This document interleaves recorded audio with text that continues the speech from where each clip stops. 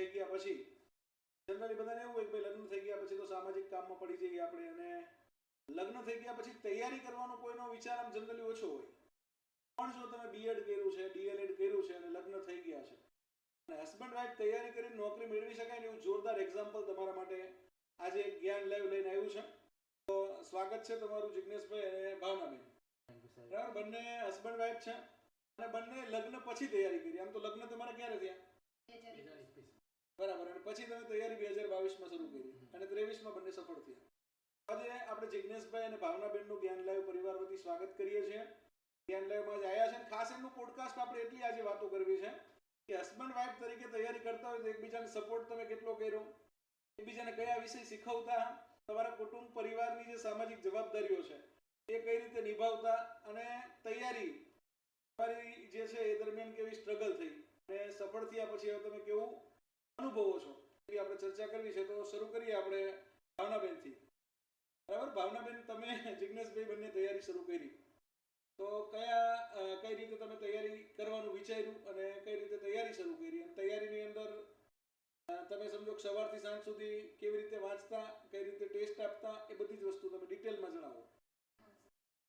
પહેલા તો હું જ્ઞાનલાલ એકેડમીનો ખૂબ આભાર માનું છું. એ તૈયારી અમે કરતા જ હતા.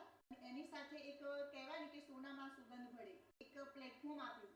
કારણ કે દૂર દૂરના ગામડાઓમાં આપણે એજ્યુકેશન તો હોય જ છે, શિક્ષણ બધે છે જ, પણ કઈ રીતે તૈયારી કરવી, ગાઈડન્સ આપણને એક તૈયારી બધા જ કરતા હોય છે. તૈયારીની સાથે એક વે કે અહીંયાથી શરૂઆત આપણે કરીએ છીએ એટલે પ્રોબ્લેમ્સ આવે છે તો આપણે શું કરીએ, અટકી જઈએ છીએ. જ્ઞાનલાઈવ આપણને એક એવું પ્લેટફોર્મ પૂરું પાડ્યું એ આપણને ક્યારે અટકવા નથી દેતા.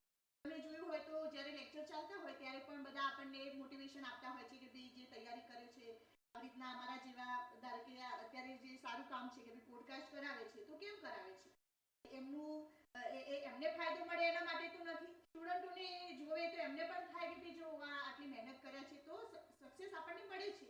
પણ એનું મેન એક છે કે ભાઈ તમારે મહેનત કરવી પડે. અમે બંને સાથે તૈયારી કરવાની ચાલુ કરી. રીડિંગ અમારું પહેલેથી થોડું થોડું હતું ને એક કહેવાય કે એક આપણને નહોતું કે ભાઈ કઈ રીતના આપણે પ્રોપર કરીએ, એક વેમાં જઈએ તો આપણને સારી એવી આપણું જે ગોલ છે ત્યાં સુધી પહોંચી શકીએ. તો જ્યારે 2022ની અંદર નવેમ્બરમાં જ્યારે આ કોર્સ લોન્ચ થયો ત્યારે અમે બંને વિચાર્યું કે ભાઈ આપણે હવે કરવી જ છે તૈયારી તો પછી પ્રોપર વેમાં જ કરવી. ત્યારે અમારી જોડે એટલા પૈસા પણ નહોતા. બે ચેક કોર્સ લીધો, બે લીધા. હા, એક જ. બરાબર છે, પણ ચાલે. હસબન્ડ વાઇફ ને તો વારાફરતી જોઈ લો તો સાહેબ એક જ કોર્સ લીધો ના તો ચાલે ને, એમાં શું ખોટું? હસબન્ડ વાઇફ તો બે એક મોબાઈલમાંથી વારાફરતી જોવો તો ચાલે. એ અમે અમારું સર એ રીતનું હતું કે એક જ કોર્સ લીધેલો. સારું, તમે એક કોર્સમાંથી 10 સ્ટુડન્ટ પાસ થયા, અમારા માટે ગૌરવની વાત છે. અરે કોર્સ લીધો એક, એમાં સર કેવું કે અમે જે લાઇબ્રેરીમાં જતા એમાં ગર્લ્સ બોયઝ નું અલગ હોય લાઇબ્રેરીમાં. અરે ઝઘડો નતા કરતા ને હું જોઉં ચેતન સરનો લેક્ચર છે તો હું જોઈશ, એવું નતા કરતા. ઝઘડો તો નહીં, પણ એમ બંનેની અન્ડરસ્ટેન્ડિંગ અમારે પહેલેથી છે કે કંઈ પણ હોય તો ટાઈમ અમે આપી દીધેલો કે આટલા ટાઈમથી એ જોવે લેક્ચર, અને એમાં પાછું એમને મેથ્સ ને બધું થોડું હતું એટલે અમને થોડું એમનો લેક્ચર હોય એટલે મને જલ્દી મોબાઈલ ના મળે. એટલે મારા માટે એક સારું હતું કે જયેશ સરના લેક્ચર સર યુટ્યુબમાં આવતા હતા. બરાબર છે. એટલે યુટ્યુબ ના તો તમને તમારા મોબાઈલમાં જોવા મળે. હા, એ મને પ્રોપર મેં એ સરના એસએસ માં ટૂંકમાં તમને હેલ્પ મળી. હા, એટલે મને એ મારે કરવાનું સબ્જેક્ટ નું કરવાનું ના રહે, પણ જે પાર્ટ 1 નું કરવાનું હતું એના માટે આ વસ્તુની મારે જરૂર પડતી એટલે અમે બંને જે ટાઈમ પીરિયડ નક્કી કરેલો એ રીતના કરતા. જિગ્નેશભાઈ માટે થોડું ટફ હતું કે તમારે ટેટ 1 પાસ કરવી હતી, ટેટ 1 નું પેપર બહુ ટફ હતું. ટફ હતું, એમાં પાછું મેન ગણિત. એટલે ટેટ 1 નું સમજો રિઝલ્ટ જ કેટલું આવ્યું, પછી એનું રિઝલ્ટ જ ઓવરઓલ આપણે ત્યાં 4% આવ્યું. પાસ જ આખા ગુજરાતમાંથી 2728 ઉમેદવારો થયા. બરાબર, 60-70 હજાર ફોર્મ ભરાણા હતા અને પાસ કેટલા થયા? તો પાસ માત્ર ઉમેદવારો 3000 ઉમેદવારો પાસ થયા. એટલે રિઝલ્ટ ટૂંકમાં બહુ ઓછા રિઝલ્ટ, અને ઓછા રિઝલ્ટની અંદર તમે પાસ કરીને એ અગત્યનું છે. એમાંય ખરેખર એ વખતે સાયકોલોજી અઘરું હતું. મેં પેપર જોયું હતું 23 નું. સાયકોલોજી જે આપણું બાળ વિકાસ, એ પેડાગોજીના પ્રશ્નો અઘરા હતા. ટેટ 1 નું પેપર તમે પાસ કર્યું ને, અને કેટલો સ્કોર કર્યો ટેટ 1 માં? 96. સારો કહેવાય. નહીં તો સાહેબ એમાં પાછું ગણિત તો હું છોડીને જ આવું. ગણિતનો ટૂંકમાં તમને ડર હતો. તમારે થોડું થોડું ગણિત શીખવાડી દેવાય ને. પ્રકાશ સરને બહુ આભારી છું કે એમના વિડીયો જોયા ને મને બહુ ફાયદો થયો. પ્રકાશ સરના ગણિતથી કોન્ફિડન્સ આવ્યો. પૂરેપૂરો પ્રકાશ સરના લેક્ચર એમના માટે આમ કહેવાય ને કે કંઈ મળતું ના હોય મળી ગયું. હા, એટલે જડીબુટી છે મૂળ. સર પાછા અમારી બાજુ હા, ઉત્તર ગુજરાતના પાટણ બાજુમાં. એટલે એમની લેંગ્વેજ ને બધું સમજવામાં અને એ બધા પટલી બોલીમાં તમને સેટ થઈ ગયું ટૂંકમાં. ચમસોલિયા. એટલે સારું, તમારી બંનેની તૈયારી સારી રહી, તમે બંને પાસ થયા. કુટુંબ પરિવારનો સપોર્ટ આમાં જરૂરી છે. તમે બંને તૈયારી કરી બરાબર, તો તમે સાસુ સસરા જોડે રહેતા હોય, તમારા મમ્મી પપ્પાએ તમને કેવું કીધું કે ભાઈ ના બેટા તૈયારી કરો, કેવો સપોર્ટ કર્યો એની થોડી વાત કરો. એમનો પૂરેપૂરો સપોર્ટ મળ્યો. મારા ફાધર જોયું આમ તો પોલીસ ખાતામાં હતા, એક્સાઇઝ રિટાયર આર્મી હતા, એક્સાઇઝ. બરાબર છે. એમનું કંઈ કહેવાનું જ ના હોય, એનું પૂરેપૂરું તમે કીધા મહેનત કરો, ચિંતા નહીં, પૈસા જે દીધા છે એને કરી આપશું, બધી મદદ કરશું, તમે ખાલી મહેનત કરો. દરેક મમ્મી પપ્પાને આ સંદેશ છે કે ભાઈ દીકરો દીકરી જ્યારે નોકરી માટે સિરિયસ હોય, ખરેખર તૈયારી કરવા માંગતા હોય, દીકરો ને વહુ, દીકરી માટે તો બધા મહેનત કરતા જ હોય, પણ જ્યારે લગ્ન થઈને આપણા ઘરે કોઈ દીકરી આવી છે તો આપણી દીકરી જ કહેવાય, પણ આપણા સામાજિક રિવાજો મુજબ વહુ છે, તો વહુ પણ ભણેલા હોય અને એક્ઝામ આવતી હોય, તૈયારી કરવી હોય, તો તમને તમારા સાસુ સસરાનો પરિવારનો કેવો સપોર્ટ મળ્યો? પૂરેપૂરો. પહેલા હું મારા પપ્પાના ઘરે હતી ત્યારે મારા પપ્પાનું એક જ ગોલ હતું કે ભાઈ અમારા કુટુંબમાં કેવું છોકરીઓને એ બાજુ છોકરીઓને ભણતર ઓછું જ છે. હું એવી છોકરી છું, કુટુંબની ગણો કે ગામની ગણો કે એ રીતના આટલું પીએચડી, અત્યારે મારું પીએચડી ચાલે છે ઇકોનોમિક્સમાં, ગુજરાત યુનિવર્સિટીમાં પીએચડી ચાલુ છે. એટલે મારા પપ્પાનું પહેલેથી જ હતું કે મારી છોકરી ભણે અને નોકરી કરે.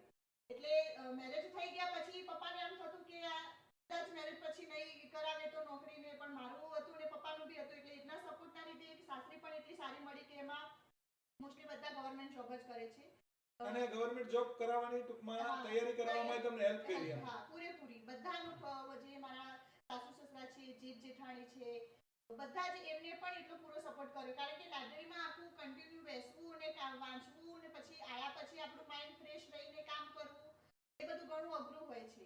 પણ ફેમિલીનો સપોર્ટ પણ આપણને એટલો જ મળ્યો અને એના થકી અમે બંને અત્યાર સુધી મહેનત કરી અને એક કહેવાય કે સવારે અમે 5:30 મારું રોજનું ડેલી રૂટીન હતું કે સવારે 5:30 ઉઠી જવાનું, એટલે ઉઠી જ જવાનું. ઉઠ્યા પછી ફટાફટ કામ કરી, ટિફિન બંનેનું રેડી કરી, ઘરના માટે નાસ્તો કરી અને પછી 8 વાગે તો નીકળી જ જવાનું લાઇબ્રેરીમાં. 8 વાગે લાઇબ્રેરીમાં જઈ અને પછી કન્ટિન્યુ રીડિંગ. બપોરે 1 કલાકનું બ્રેક હોય, એમાં જમી લેવાનું, જમીને પાછું રીડિંગ. ક્યાંય ટાઈમ 1 મિનિટ 1 સેકન્ડ બગાડ્યા વગર જે ટાઈમ મળ્યો છે એની કદર કરી છે. અને એટલે જ અમને એક કદરના રૂપે અમને આજે મળ્યું છે કે ભાઈ અમે બંને ગવર્નમેન્ટ સફળતા તો જ મળે કે જો તમે સમયને સાચવી લો તો સમય તમને સાચવી લે. એટલે ખાસ તો તમે બંને પાસ થઈ ગયા, સારું છે. કદાચ તમારામાંથી સમજો કાં તો ઘણા બધા કપલ તૈયારી કરતા હોય છે, એમાં કાં હસબન્ડ પાસ થઈ જાય વાઈફ ના થાય, વાઈફ પાસ થઈ જાય હસબન્ડ ના થાય, એવા લોકો પણ અમારાથી આવતા હોય છે. તો એમને ખાસ શું સંદેશો આપશો? કદાચ તમારામાંથી સમજો કે ભાઈ જિગ્નેશભાઈ તમે થઈ ગયા હોત ને બેન ના થયા હોત, ભાવનાબેન, તો શું કરે? નિરાશાની જરૂર નથી, બીજી પરીક્ષા આવે એ પણ તૈયારી કરવાની, બીજી વાર તૈયારી કરવાની, પણ પાસ થવાનું. બરાબર છે. એમનો પહેલેથી ગોલ એ જ રહ્યો છે કે મને ટૂંકમાં જબ તક છોડેંગે નહીં તબ તક છોડેંગે નહીં.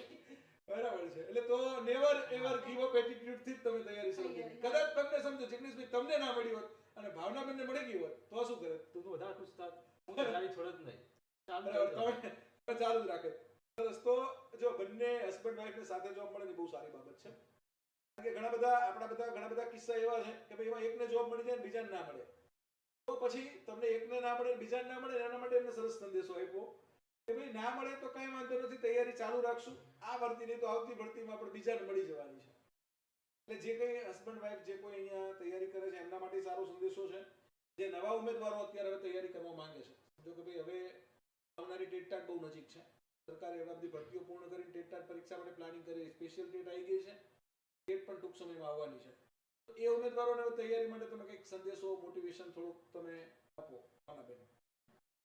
હું એટલું જ કહીશ કે જે તમે ગોલ, એક શિક્ષક બનવાનું જે સપનું સેવે છે એ સ્વપ્ન સુધી તમે પહોંચજો.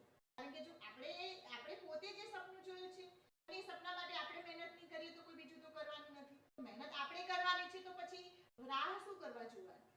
આપણે સપનું જોયું છે, આપણે પૂરું કરવાનું છે, તો મહેનત અત્યારથી શરૂ કરીશું તો જ્યારે એ સમય આપણી નજીક આવશે ત્યારે આપણે એના બીજાની કમ્પેરિઝનમાં, અત્યારે જો કે કોમ્પિટિશન ગવર્નમેન્ટની ક્રેઝ છે એટલે કોમ્પિટિશન એટલી વધી ગઈ છે, તો એ કોમ્પિટિશનને આપણે શું કહેવાય, કદમ ને કદમ મિલાવવું પડશે. એ કદમ ને કદમ તમે મિલાવીને અત્યારથી જ એની પ્રિપેરેશન કરશો તો એક સમય આવશે કે અમારી જગ્યાએ તમે લોકો અહીંયા બેઠા હશો અને આવી રીતે પોડકાસ્ટ કરતા હશો.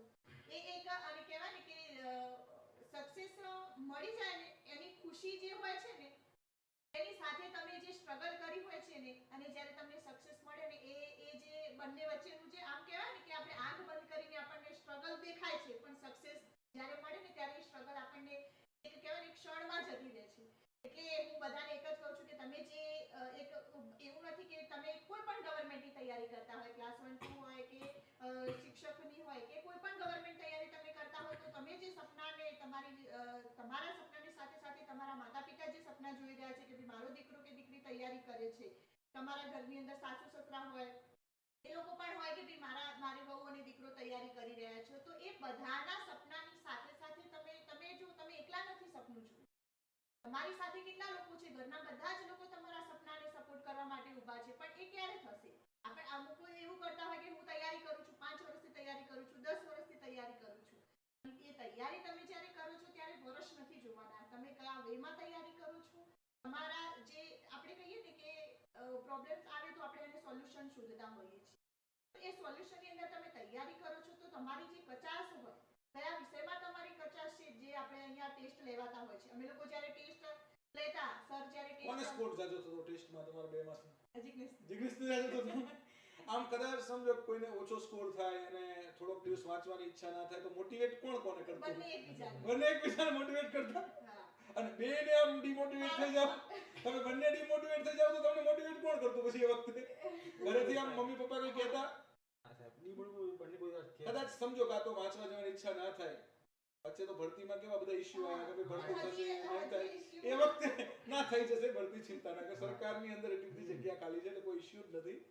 પણ જ્યારે તમે તૈયારી કરતા હોય, નોકરીની તમારી ઈચ્છા હોય, ભરતી આવતી ના હોય, ભરતી પૂરી થતી ના હોય, ત્યારે ચોક્કસ ડિમોટિવેટ થવાતું હોય. પણ કોઈ એક વ્યક્તિ એવી હોય કે જે તમને હર હંમેશા એવું કહેતી હોય અપના ટાઈમ આયેગા, ચિંતા નહીં કરવાની, આપણી નોકરી આવશે, તે 100% આવશે ને આપણે મેળવીને જ રહેશું. એટલે એવા સમયે આમ તમને ઘરેથી કહેતા એવું કે ભાઈ ચિંતા ના કરશો, તમે પરીક્ષા પાસ કરી છે. તમે જ્ઞાન સાહેબમાં લાગ્યા હતા કે પછી નતા લાગ્યા? હું લાગ્યો સાહેબ જ્ઞાન સાહેબ. તમે લાગ્યા હતા. મેં 2 વર્ષ જ્ઞાન સાહેબમાં નોકરી કરી. મેં ભર્યું હતું પણ મારી પીએચડી ચાલુ હતું એટલે મેં જ્ઞાન સાહેબ. હા, તમે તો પાછું ક્લાસ 2 ભાવનાબેને ક્લાસ 2 ની પણ આરઓની પરીક્ષા પાસ કરી હતી, રિસર્ચ ઓફિસર, એમાં ઇન્ટરવ્યુ મને આપેલું પણ એમાં પસંદ નતા થયા, પણ નિરાશ નતા થયા. બરાબર, પસંદગી તો કેવું છે, કદાચ જીપીએસસી વાળા સમજી ના શકે આપણને એવું બને. મારે 2 વાર ઇન્ટરવ્યુ એવા ગયા હતા કે ભાઈ જીપીએસસી પ્રિલિમ્સ નીકળી જાય, મેન્સ નીકળી જાય, આપણે ઇન્ટરવ્યુ આપીએ પણ છેલ્લે સિલેક્શન ના હોય, આપણું ફાઇનલ મેરિટ લિસ્ટમાં આપણું નામ ના આવે, આપણે થોડા માટે રહી જઈએ. આ બધું પાર્ટ ઓફ લાઈફ છે, પાર્ટ ઓફ પ્રિપરેશન છે. જો તમે દિલ દઈને તૈયારી કરો છો, આજ નહીં તો કાલ તમારી સફળતા પાકી છે. અને આજે બંને કપલ છે ને એમણે સફળતા મેળવી બહુ અગત્યનું છે, કારણ કે તમે વાંચીને તૈયારી કરીને તો સફળ થાવ જ છો, પણ લગ્ન પછી તમારી દાંપત્ય જીવનની અંદર, તમારી કપલ લાઈફની અંદર, તમારા મેરિટ લાઈફની અંદર તૈયારી કરવી એક ચેલેન્જ હોય છે. અને ચેલેન્જ એમને પૂરી કરી છે ને એટલે ખાસ તો એમની પાસેથી કે ખરેખર તમે આ રીતે સવારમાં વહેલા ઉઠી જવું રોજે રોજ એ અઘરું છે. રોજ ઉઠવું ને અઘરું છે. કોઈ વાર ઉઠવાનું હોય તો ચાલે, રોજ સવાર 5 વાગે ઉઠવાનું. સાહેબ મને કોઈ એમ કે આખી રાત વાંચવાનું હતું કે આખી રાત વાંચું, બરાબર, તો સવારે વહેલું ઉઠવાનું કે ને એ અઘરું પડે. એટલે વહેલું ઉઠીને તૈયારી કરી છે અને ખરેખર બ્રહ્મ મુહૂર્તમાં તમે ઉઠી જાઓ અને તૈયારી શરૂ કરો ને એ બહુ સારી વસ્તુ છે. અને બ્રહ્મ મુહૂર્તમાં ઉઠીને તમે તમારા ઘરકામ પતાવી અને તમારો આખો દિવસ ફોકસ એક જ હોય કે નોકરી લેવાની છે, એવું એમનું ફોકસ. તમારી દિનચર્યા શું હતી એ વખતે? કઈ રીતે તૈયારી કરતા અને કેટલું વાંચતા? સવારે 5:30 ઉઠવાનું, ઉઠીને અમારું કામ પૂરું કરીને ટિફિન પૂરેપૂરું રેડી કરીને. કોણ બનાવે પછી? સાસુ બનાવતા કે કોઈ બનાવતા? હું જાતે જ. જાતે બનાવતા. જિગ્નેશભાઈ સાચું ખોટું? સાચું. મારા સાંજે મમ્મી બનાવતા. સાંજે મમ્મીને બનાવી રાખતા. સવારે ટિફિન લઈને જવાનું, મમ્મી પપ્પાને નાસ્તો કરાવીને શાંતિથી અમને ખુશ રાખીને, કારણ કે એક દિવસનું નથી હા રોજનું છે, તો બરાબર છે. રોજનું છે એટલે આપણે એમને પણ એ પણ એજેડ છે, એવા નથી કે ભાઈ આપણને સપોર્ટ એમને પૂરેપૂરો કર્યો છે. કામ પણ રાત્રે રસોઈ કરીને જ રાખતા. સાંજે જઈએ એટલે ટિફિન, પછી સાંજે જઈને જમીને વાસણને એક રાખ કરવાનું, બરાબર, બધું કરીને રાખતા છે કમ્પ્લીટ રસોઈ. તો સવારે અમારું ગણો ને સવારે 8 વાગે અમે લોકો નીકળી જતા. ત્યાંથી શરૂઆત કરંટના લેક્ચરથી જ થતી. બરાબર, કરંટનો લેક્ચર રોજ જોવા રોજ જે, અને પછી આખો દિવસ કન્ટિન્યુ રીડિંગ રહેતું. રાત્રે 8 વાગ્યા સુધી કન્ટિન્યુ રીડિંગ. પછી ઘરે આવીને જમવાનું ને પછી મમ્મી પપ્પા સાથે થોડી વાતો, પછી મારા મમ્મી પપ્પા જોડે કોલ પર થોડી વાર 5-10 મિનિટ વાત કરીએ, અને પછી સાંજે એકબીજાને ક્વેશ્ચન આન્સર કરીએ હા, ચર્ચા કરતા હશો. કેટલું વાંચ્યું, આજે આ વાંચ્યું તો એમાંથી તમને કેટલું યાદ question રહ્યું? થયા છે. પણ એમાં સ્કોર હંમેશા જિજ્ઞેશનો જ વધારે રહેતો, કારણ કે મારું માઇન્ડ એટલું કવર થઈ શકતું, પણ એમનું કેવું એકવાર વાંચે ને એટલે યાદ રહી એમને એકદમ કન્ટિન્યુ યાદ રહી જાય, અને મારે રિવિઝનની જરૂર એટલે પડે. રિવિઝન કરાવે પછી. હા, એ એટલે બધી કરવું પડે. આમાં કેવું છે, ચર્ચા તમે કરો ને, જેટલી ડિસ્કશન કરો ને, હું તો હંમેશા કહેતો હોઉં છું કે મેં વાંચ્યું તો હું ભૂલી ગયો, મેં સાંભળ્યું તો મને યાદ રહ્યું, અને કર્યું તો મને આવડી ગયું. એકબીજા સાથે ડિસ્કશન કરો તો 100% તમારી લોંગ ટર્મ મેમરીમાં ડેટા જાય. અને આવનારી પરીક્ષા તમારે જો પાસ કરવી હોય મિત્રો, તો ડિસ્કશન બેસ્ટ અપ્રોચ છે. અને હસબન્ડ વાઈફ તૈયારી કરતા હોય તો તમારે બીજા કોઈની જરૂર નહીં ને, બે હસબન્ડ વાઈફ તૈયારી કરતા હોય, જોડે જોડે એકબીજા જોડે ડિસ્કશન કરો, એકબીજાને પૂછાવો પ્રશ્નો, અને પરીક્ષા પાસ કરી શકો છો. અને એ સર જે ડિસ્કશન કરેલી હોય ને, જ્યારે તમે એક્ઝામ આપો ને, જ્યારે એ ક્વેશ્ચન આવે ને, ડિસ્કશન કરી પણ આપણને ના આવડ્યું હોય ને એ ટાઈમે, એ ક્વેશ્ચનનો આન્સર તમને 100% આવડશે. બરાબર. તમે આમ પેપર આપીને આયા બંને, સમજો તમે બંને પેપર આપીને આયા, ત્યાર પછી એકબીજા સોલ્યુશન કરેલું છે ને? એ ના કરે, અમે આ બધું પેપર સોલ્યુશન પણ મને જ્યાં સુધી સોલ્યુશન ના કરે ત્યાં સુધી મજા જ ના આવે.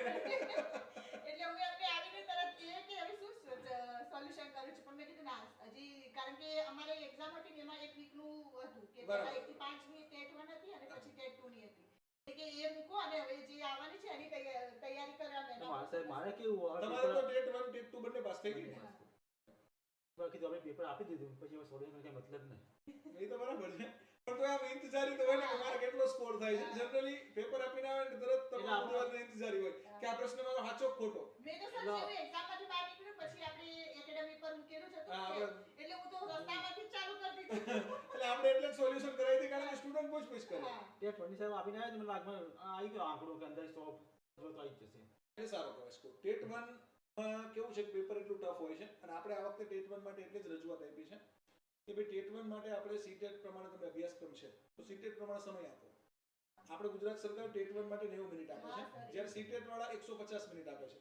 ત્યાં 2.5 કલાક છે, આપણે 1.5 કલાક છે. 1 કલાકનો ફેર ના ચાલે, અડધો કલાકનો ડિફરન્સ રાખો ચાલે. એમને 150 ક્વેશ્ચન અને એમને 150 ક્વેશ્ચન 150 મિનિટ, અને આપણે 150 ક્વેશ્ચન 90 મિનિટ. એટલે અને સર મેથ્સ આવે એટલે મેથ્સમાં ટાઈમ જોઈએ જ. અરે ટેટ 1 નું પેપર જ એ લેવલનું હોય છે. એનું તમે સાયકોલોજી વાંચો ને તો એ પ્રશ્ન ટફ હોય. હા. સમજો બાળ વિકાસના પ્રશ્નો ટફ હોય, એના શિક્ષણના સિદ્ધાંતોના પ્રશ્નો ટફ હોય, પછી એનું મેથ્સ એ ટફ હોય. તમે 30 પ્રશ્ન મેથ્સના રીઝનિંગ ના કરો તો તમારે એટલો ટાઈમ ગયો જાય. એટલે ટેટ 1 ના ઉમેદવારો માટે આપણે રજૂઆત આપી છે, અને પોઝિટિવ છે. સરકારી રીતે રાજ્ય પરીક્ષા બોર્ડે એવું કહે છે કે રજૂઆત સરકારમાં જાય ને સરકાર આમાં ફેરફાર કરી આપે, અમે પણ ફેરફાર કરવા આતુર છે. એટલે ટેટ 1 ના ઉમેદવાર માટે આ ફેરફાર થવો આવશ્યક છે, જેથી કરીને આપણું ટેટ 1 ઉપર બહુ બધી ભરતી છે. સમજો હવે મોટા ભાગના પીટીસી નો જમાનો આવી ગયો. ये किस्मत साली बहुत कभी नहीं चीज है, कभी भी पलट सकती है. તમારે તો એક બીએડ વાળા ને એક પીટીસી વાળા, જો કે આમ તો તમારે ટેટ 1 ટેટ 2 બંને હતી, અને તમારે તો ટેટ 1 ટેટ 2 ટેટ 2. એટલે કેવું છે કે ભાઈ પીટીસી વાળા મિત્રો છે એમને તો હવે ખાલી ટેટ પાસ કરવાની છે. એટલી બધી જગ્યાઓ છે સરકારમાં, એટલું મોટું રિટાયરમેન્ટ છે, 63,615 જગ્યા આવનારા કેલેન્ડરની અંદર ભરાવાની છે. સરકારે ડિક્લેર કરી દીધી છે. એટલે તમારે બીજા ક્યાં મોટિવેશન લેવા જવાની જરૂર હવે? હવે તો તમારે સમજો પરીક્ષા સરકારને લેવી જ પડશે, ભરતી કરવી હશે તો મોટિવેટ રહો. અને આ જ રીતે જે જિગ્નેશભાઈ અને ભાવનાબેને સાબિત કર્યું છે એવું સાબિત કરો, અને જીવનમાં ઉત્તરોત્તર તમારું જે ગોલ છે, લક્ષ્ય છે, મંજિલ છે, મેળવવા માટે પ્રગતિ કરો, એવી શુભેચ્છાઓ. અને ભાવનાબેન અને જિગ્નેશભાઈ ફરી એકવાર તમારો જ્ઞાન લાઈવ પરિવાર વતી આભાર વ્યક્ત કરું છું. તમે આયા અને તમામને મોટિવેટ કર્યા એ બદલ આપનો ખૂબ ખૂબ આભાર. જય હિન્દ, જય ભારત, જય જય ગરીબ ગુજરાત.